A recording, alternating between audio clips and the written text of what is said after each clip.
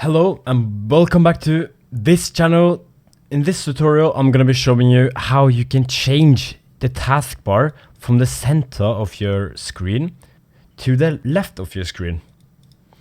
So basically you have to go down here and find a place that doesn't include an icon and right click and then press on taskbar settings.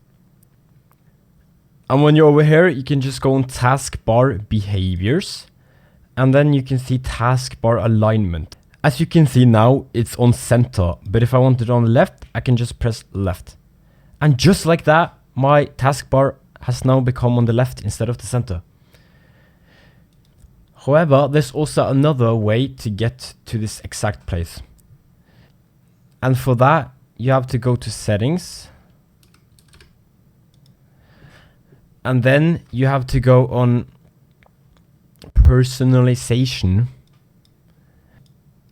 and then you go to taskbar, and here you can see taskbar behaviors.